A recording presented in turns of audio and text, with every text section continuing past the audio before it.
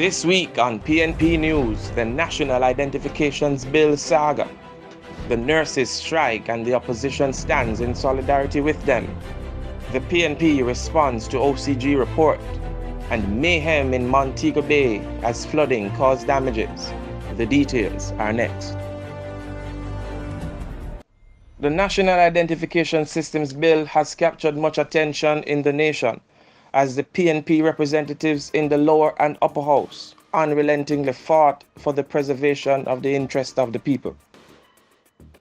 The National Identification Systems Bill has been contemplated by several consecutive administrations since 1970.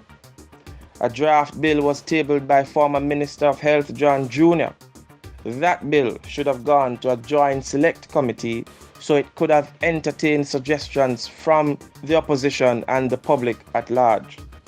The bill was withdrawn based on contentious clauses. However, the Holness administration has presented a bill where rigorous debates were had and 100 amendments were made. Amendments to include removing the penalty for a person not having an ID card and not being able to access essential services. In the Senate, further debates were had and further amendments were made, totaling 168.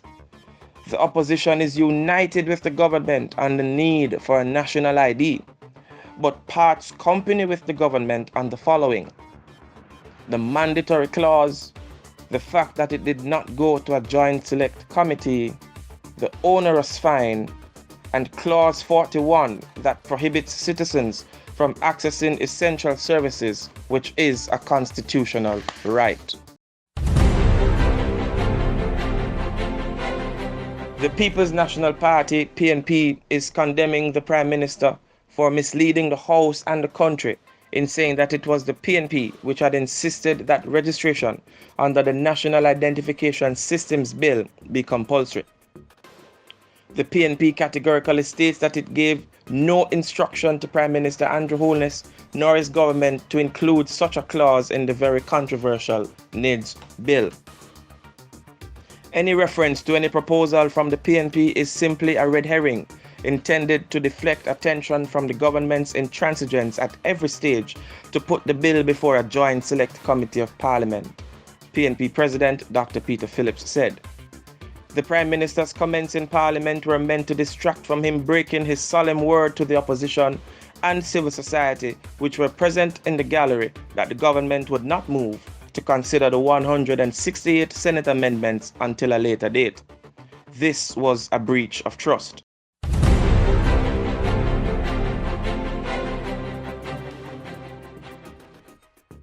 PNP's Shadow Minister of Health, Dr. Dayton Campbell, stands in solidarity with nurses as they take industrial action. On Thursday, November 23, it was reported that 90% of nurses called in sick. The nurses are suffering from the acute conditions of stagnation in discussions regarding their salary negotiations for 2017-2019, which have been stalled indefinitely. The opposition is urging the government to move with speed to address the situation and allow normalcy to return to the sector. The People's National Party has taken note of the report from the Office of the Contractor General relating to his investigation of activities in St. Anne, South East.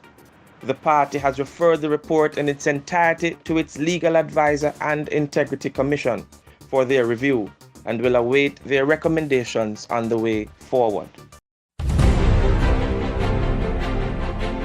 The People's National Party is expressing its solidarity and the deepest sympathy with the people of Montego Bay, St. James as they recover from a devastating calamity. The party notes the many residents, students, and business owners who have been affected by this disaster, especially so close to the Christmas and exam season.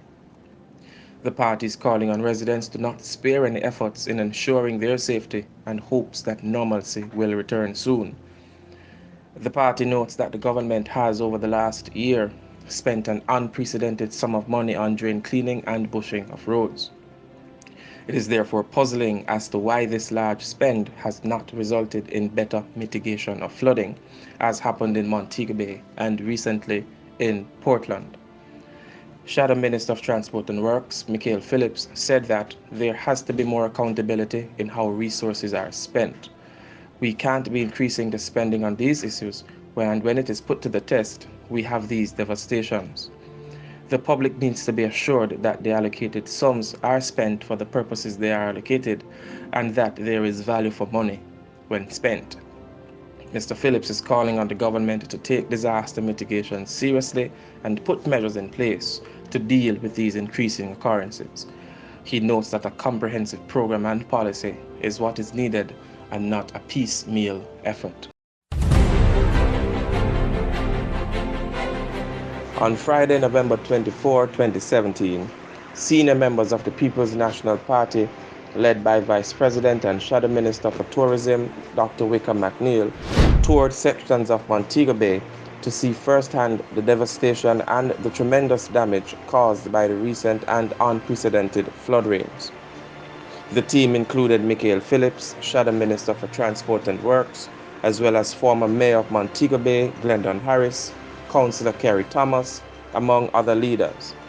Again, the party urges the government, the National Works Agency, and parish council authorities to move swiftly and impartially to provide relief and undertake urgent mitigation efforts to relieve the pain that the people are presently experiencing. Thank you for joining us for PNP News, a PNP Secretariat production.